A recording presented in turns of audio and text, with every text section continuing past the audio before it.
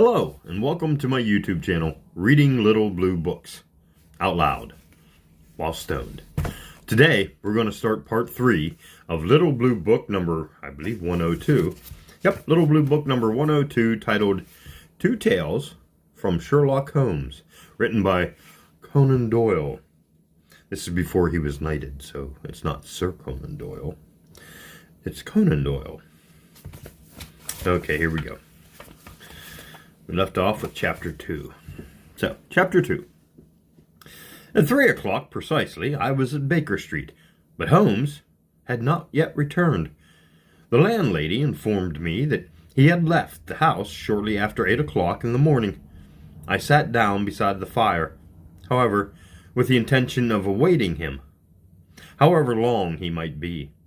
I was already deeply interested in his inquiry, for though it was surrounded by none of the grim and strange features which were associated with the two crimes which I have already recorded, still the nature of the case and the exalted station of his client gave it a character of its own. Indeed, apart from the nature of the investigation which my friend had on hand, there was something in his mastery grasp of a situation and his keen, incisive reasoning, which made it a pleasure to me to study his system of work and to follow the quick, subtle methods by which he disentangled the most inextricable mysteries. So accustomed was I to his invariable success that the very possibility of his failing had ceased to enter into my head. It was close upon 4 before the door opened, and a drunken-looking groom, ill-kept and side-whiskered, with an inflamed face and disreputable clothes, walked into the room. Accustomed as I was to my friend's amazing powers in the use of disguises, I had to look 3 times before I was certain that it was indeed he. With a nod he vanished into the bedroom, whence he emerged in 5 minutes, tweed-suited and respectable as of old. Putting his hands into his pockets, he stretched out his legs in front of the fire and laughed heartily for some minutes. "Well, really," he cried, and then he choked and laughed again until he was obliged to lie back limp and helpless in the chair. "What is it?" "It's quite too funny. I am sure you could never guess how I employed my morning, or what I ended up by doing." "I can't imagine. I suppose that you have been watching the habits and perhaps the house of Miss Irene Adler?" "Quite so. But the sequel was rather unusual. I will tell you. However, I left the house a little after 8 o'clock this morning in the character of a groom out of work. There is a wonderful sympathy and freemasonry among horsey men. Be one of them, and you will know all that there is to know. I soon found Bryony Lodge. It is a bijou villa with a garden at the back, but built out in the front right up to the road, 2 stories. Chubb lock to the door. Large sitting room on the right side, well furnished with long windows almost to the floor, and those preposterous English window fasteners which a child could open. Behind there was nothing remarkable, save that the passage window could be reached from the top of the coach house. I walked round it and examined it closely from every point of view, but without noticing anything else in interest. I then lounged down the street and found, as I expected, that there was a mews in a lane, which runs down by one wall of the garden. I lent the hostlers a hand in rubbing down their horses, and I received in exchange 2 pence, a glass of half and half, 2 fills of shag tobacco, and as much information as I could desire about Miss Adler, to say nothing of half a dozen other people in the neighborhood, in whom I was not in the least interested, but whose biographies I was compelled to listen to. "And what of Irene Adler?" I asked. "Oh, she has turned all the men's heads down all the men's heads down in that part. She is the daintiest thing under a bonnet on this planet. So say the Serpentine Muse to a man. She lives quietly, sings at concerts, drives out at 5 every day, and returns at 7 sharp for dinner.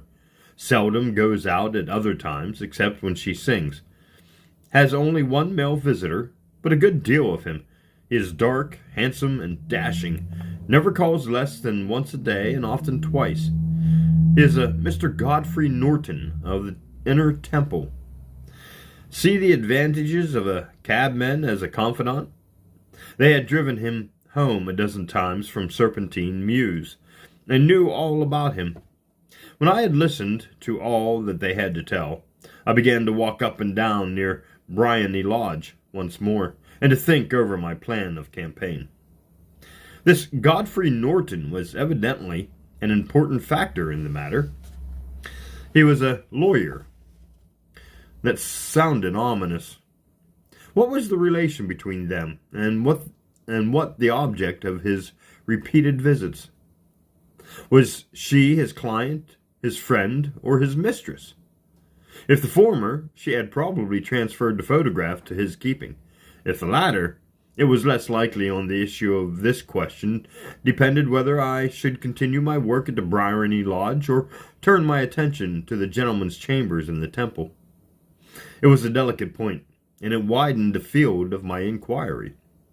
I fear that I bore you with my with these details, but I have to let you see my little difficulties if you are to understand the situation. And my little difficulties with reading the words. I am following you closely, I answered. I was still balancing the matter in my mind when a handsome cab drove up to the Bryony Lodge, and a gentleman sprung out. He was a remarkably handsome man, dark, aquiline, and mustached, evidently the man of whom I had heard. He appeared to be in a great hurry, shouted to the cabman to wait, and brushed past the maid who opened the door with the air of a man who was thoroughly at home. He was in the house about half an hour, and I could catch glimpses of him in the windows of the sitting-room, pacing up and down, talking excitedly and waving his arms. Of her I could see nothing. Presently he emerged, looking even more flurried than before. As he stepped up to the cab, he pulled a gold watch from his pocket and looked at it earnestly. "Drive like the devil," he shouted. "First to Gross and Hankey's in Regent Street, and then to the... turn the page. And then to the church at St. Monica in the Edgewood Road. Half a guinea if you do it in 20 minutes. Away they went, and I was just wondering whether I should not do well to follow them. Then up the lane came a neat little landau, the coachman with his coat only half buttoned and his tie under his ear, while all the tags of his harness were sticking out of the buckles. It hadn't pulled up before she shot out of the hall door and into it. I only caught a glimpse of her at the moment, but she was a lovely woman with a face that a man might die for. "The church of St. Monica, John," she cried, "and half a sovereign if you reach it in 20 minutes. This was quite too good to lose, Watson. I was just balancing whether I should run for it or whether I should perch behind her landau, when a cab came through the street. The drive looked twice as such a shabby fare, but I jumped in before he could object. "The church of St. Monica," said I, "and half a sovereign if you reach it in 20 minutes. It was 25 minutes to 12, and of course it was clear enough what was in the wind. My cabby drove fast. I don't think I ever drove faster, but the others were there before us, the cab and landau with their steaming horses. I paid the man and hurried into the church. There was not a soul there, save the two whom I had followed and a surpliced clergyman. He seemed to be expostulating with them. They were all three standing in a knot in the front of the altar. I lounged up the side aisle like any other idler who had dropped into a church. Suddenly, to my surprise, the three at the altar faced round to me, and Godfrey Norton came running as hard as he could towards me. "Thank God!" he cried. "You'll do. Come, come." What then? I asked. Come, man, come. Only 3 minutes or it won't be legal. I was half dragged up the altar, and before I knew where I was, I found myself mumbling responses which were whispered in my ear, and vouching for things of which I knew nothing, and generally assisting in the secure tying up of Irene Adler, spinster, to Godfrey Norton, bachelor. It was all done in an instant, and there was the gentleman thanking me on the one side and the lady on the other, while the clergyman beamed on me in front. It was the most preposterous position in which I've ever found myself in my life, and it was the thought of it that started me laughing just now. It seems that there has been some informality about their license, that the clergyman absolutely refused to marry them without a witness of some sort, and that my lucky appearance saved the bridegroom from having to sally out into the street in search of a best man. The bride gave me a sovereign, and I mean to wear it. Oh, a souvenir. The bride gave me a souvenir, and I mean to wear it on my watch chain in memory of the occasion. Or is that a sovereign? That's a sovereign, not a souvenir. She gave him a sovereign. Whatever sovereign is, I think it's a coin. This is a very unexpected turn of affairs, said I. And what then? Well, I found my plans very seriously menaced. M-E-N-A-C-E-D. Boy, I'm having trouble reading tonight.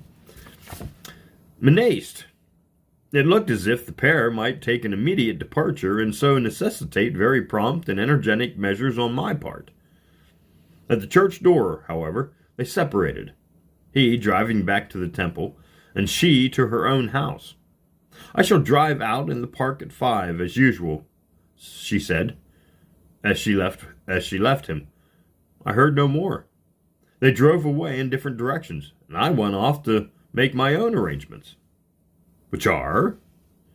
Some cold beef and a glass of beer, he answered, ringing the bell. I have been too busy to think of food, and I am likely to be busier still this evening. By the way, Doctor, I shall want your cooperation. I shall be delighted.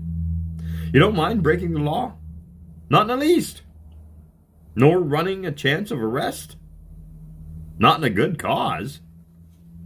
Oh, the cause is excellent. Then I'm your man. I was sure that I might rely on you. But what is it you wish? When Mrs. Turner has brought in the tray, I will make it clear to you. Now, he said, as he turned hungrily on the simple fare that our landlady had provided, I must discuss it while I eat, for I have not much time. It is nearly 5 now. In 2 hours we must be on the other scene of action. Miss Irene, or Madam, rather, returns from her drive at 7. We must be at Briony Lodge to meet her. And what then? You must leave that to me. I have already arranged what is to occur. There is only one point on which I must insist. You must not interfere, come what may. You understand? I am to be neutral. To do nothing whatsoever. There will probably be some small unpleasantness. Do not join in it. It will end in my being conveyed into the house. 4 or 5 minutes afterwards, the sitting-room window will open. You are to station yourself close to that open window. Yes. You are to watch me, for I will be visible to you. Yes. And when I raise my hand, so, you will throw into the room what I give you to throw, and will, at the same time, raise the cry of fire. You quite follow me? Entirely. It is nothing very formidable, he said, taking a long cigar-shaped roll from his pocket. It is an ordinary plumber's smoke rocket, fitted with a cap at either end, to make it self-lighting. Your task is confined to that. When you raise your cry of fire, it will be taken up by quite a number of people. You will then walk to the end of the street, and I will rejoin you in 10 minutes. I hope that I have made myself clear. I am to remain neutral, to get near the window, to watch you, and at the signal to throw in this object. Then to raise the cry of fire, and to wait for you at the corner of the street. Precisely. Then you may entirely rely on me. That is excellent. I think perhaps it is almost time that I prepared for the new role I have to play. He disappeared into his bedroom and returned in a few minutes in the character of an amiable and simple-minded nonconformist clergyman. His broad black hat, his baggy trousers, his white tie, his sympathetic smile, and general look of peering and benevolent curiosity were such as Mr. John Hare alone could have equaled. It was not merely that Holmes changed his costume. His expression, his manner, his very soul seemed to vary with every fresh part that he assumed. The stage lost a fine actor.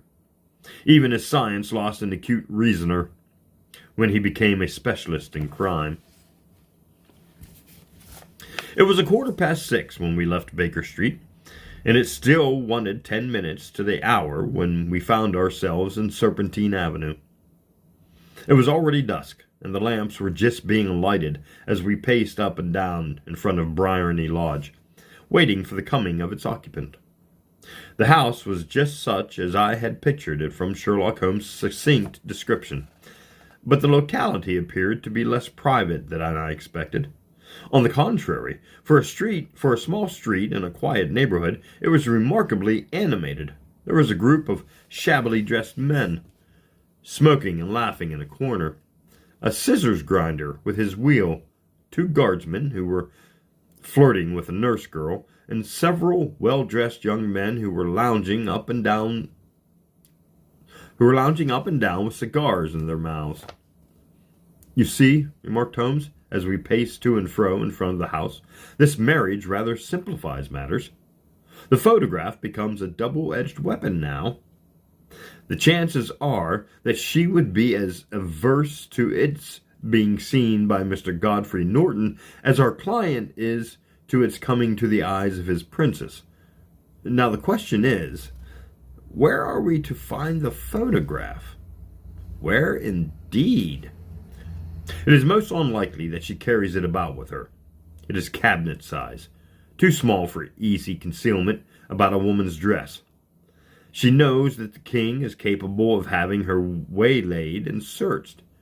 2 attempts of the sort have already been made.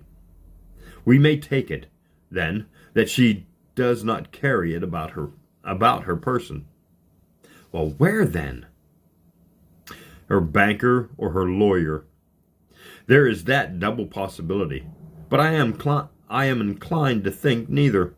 Women are naturally secretive, and they like to do their own secreting. Why should she hand it over to anyone else? She could trust her own guardsmanship, but she could not tell what indirect or political influence might be brought to bear upon a businessman. Besides, remember, she had resolved to use it within a few days. It must be where she can lay her hands upon it. It must be in her own house. But it has twice been burglarized. Pshaw! They did not know how to look. I will not look.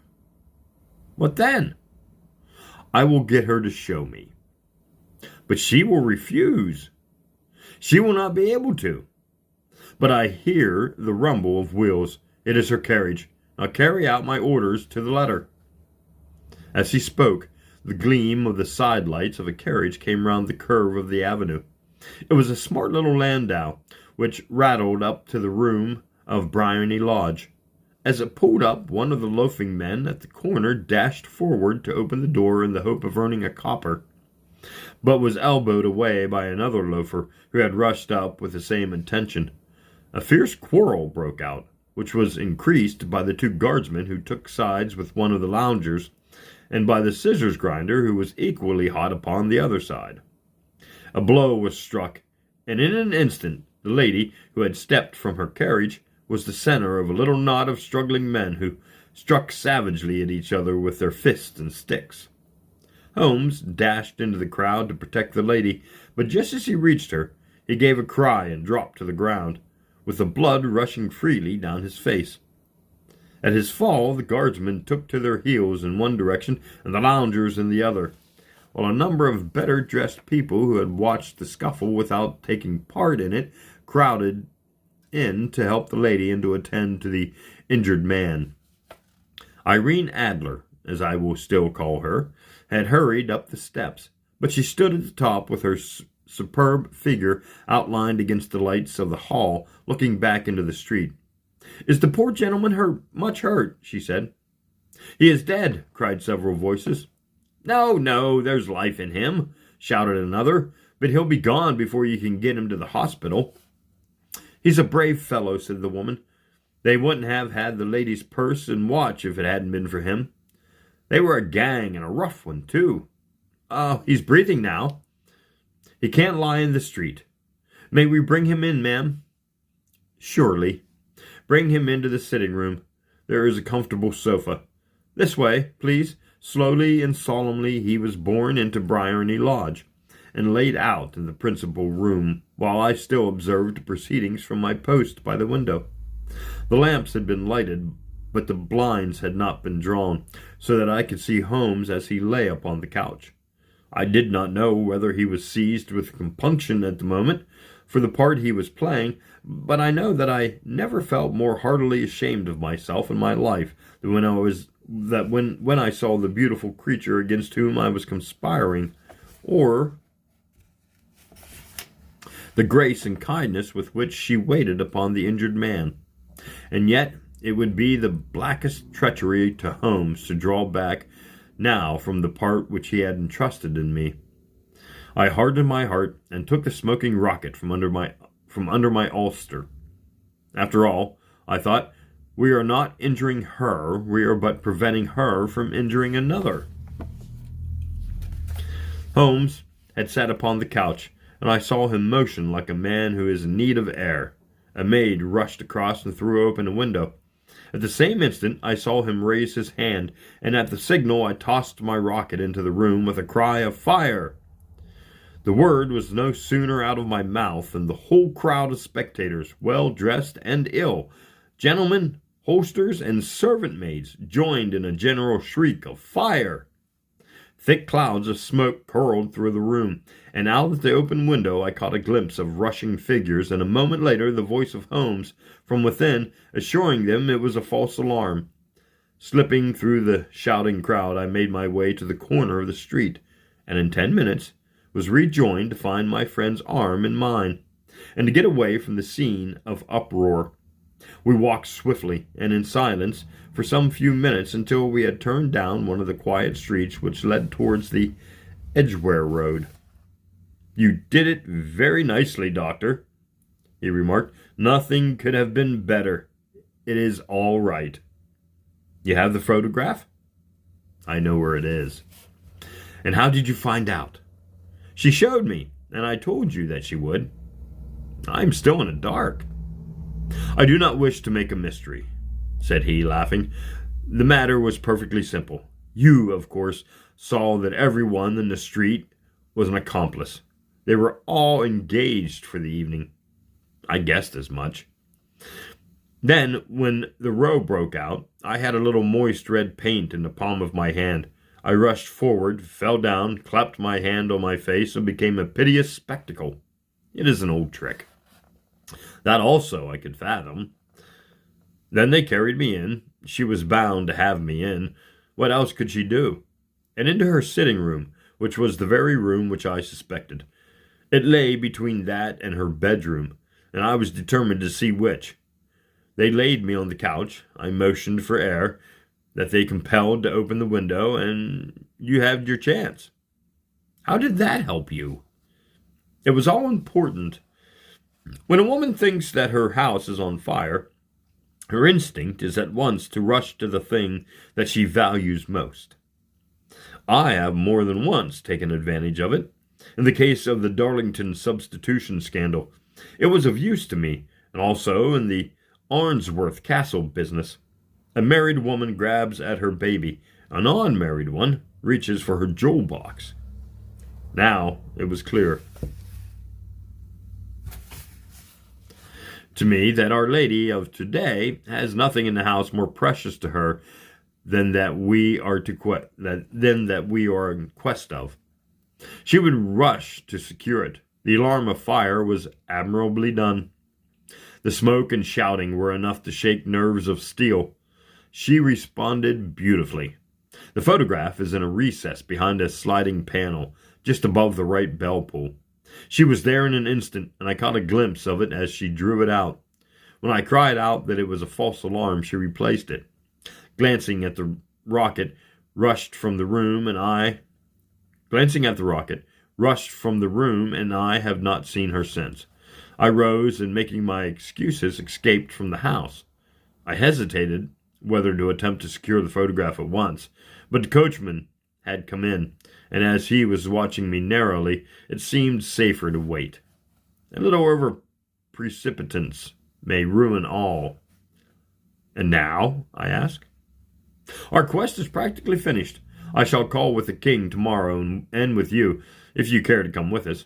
We will be shown into the sitting room to wait for the lady, but it is probable that when she comes she may find neither of us or the photograph.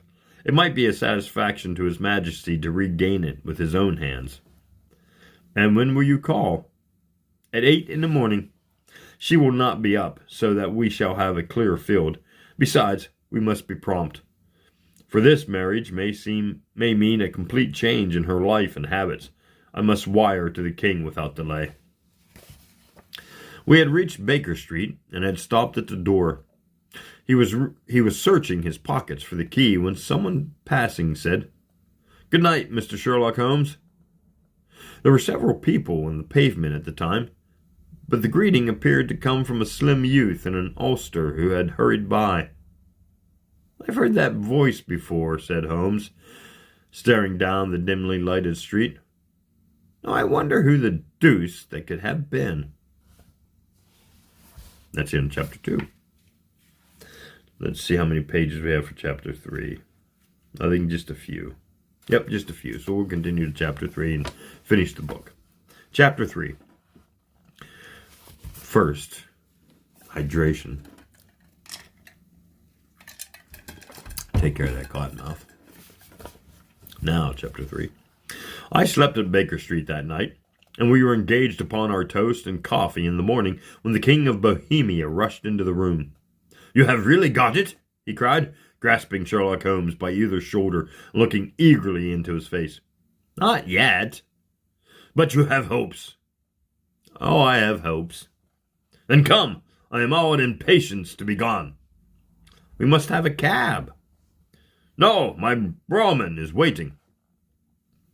"Then that will simplify matters." We descended and started off once more for Bryony Lodge.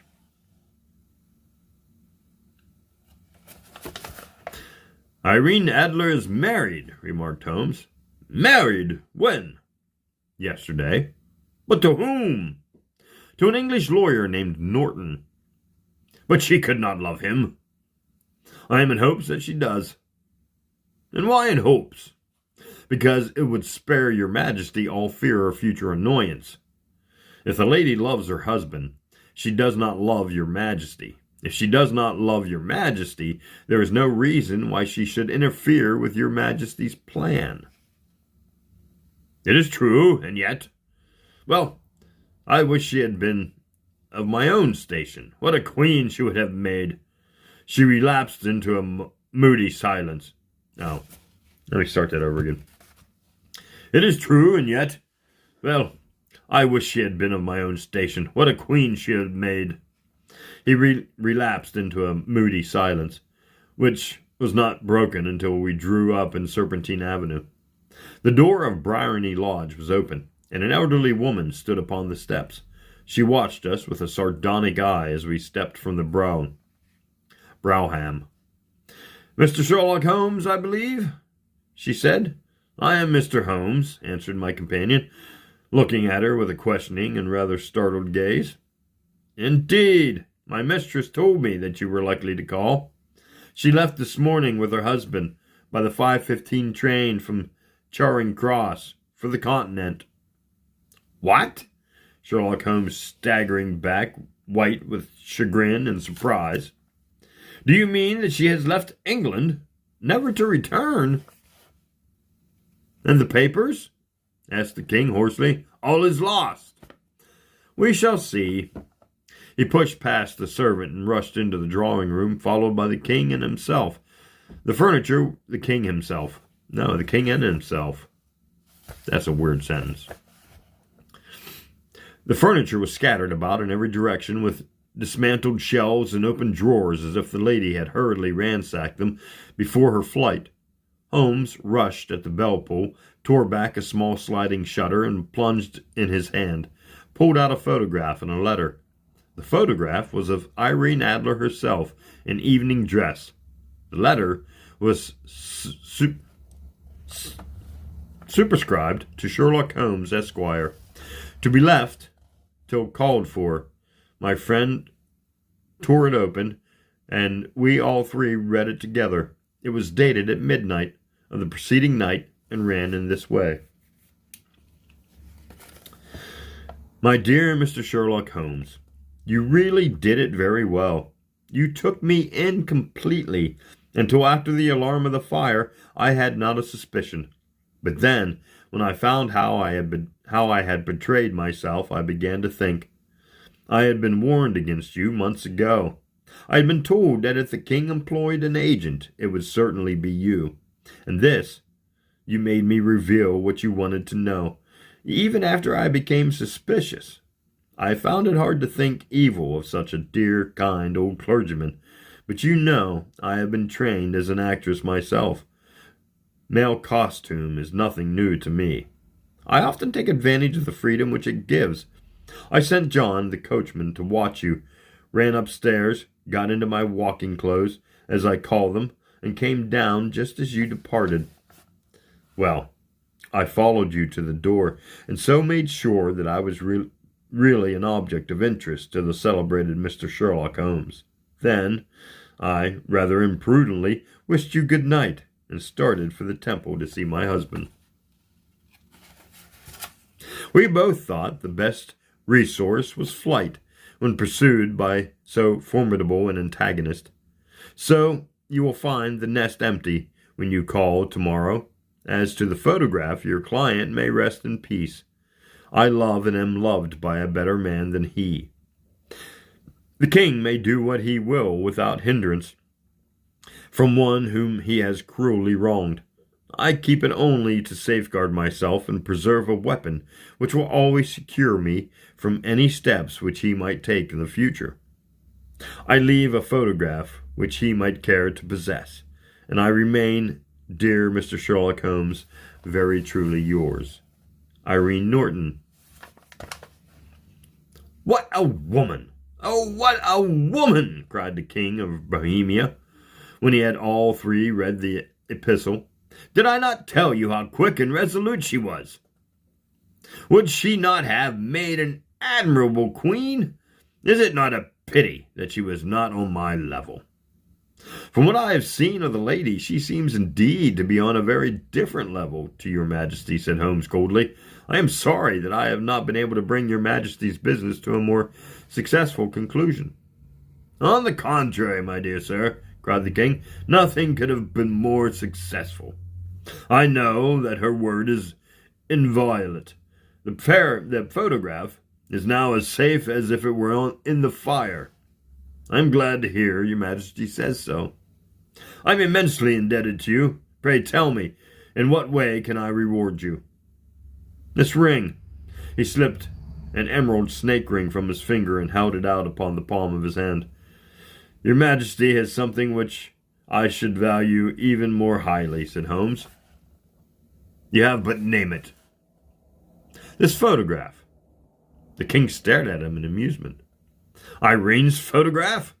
he cried. "Certainly, if you wish it." "I thank your majesty. Then there is no more to be done in the matter. I have the honor to wish you a very good morning."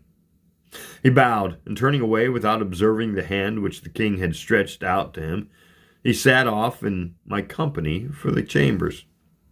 And that is how a great scandal threatened to affect the kingdom of Bohemia, and how the best plans of Mr. Sherlock Holmes were beaten by a woman's wit.